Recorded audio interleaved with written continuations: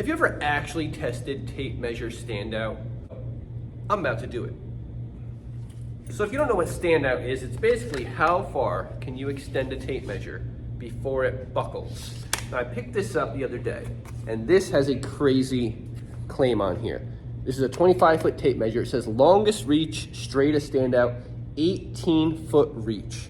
That's insane. Most tape measures I see, they go out like 8, 9 feet. So this says 18 feet. Let's test it. All right, and this is brand new. Let's see if we can open this thing. All right, 18 feet. So I'm going way back here. I'm gonna start extending.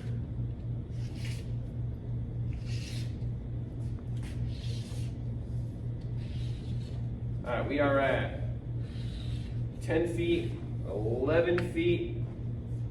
It's holding. 12 feet. 14. Okay.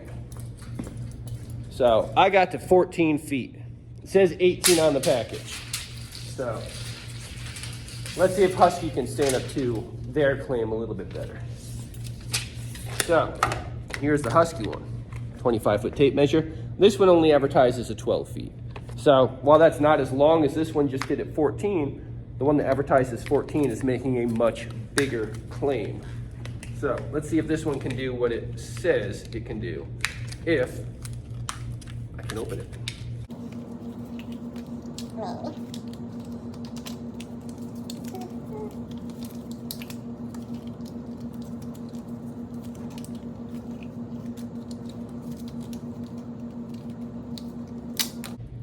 Holy cow. All right, 12 feet. Here we go. Twisting.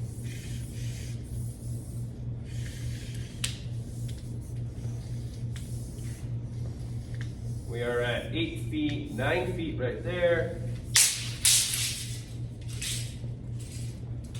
Broke right around here.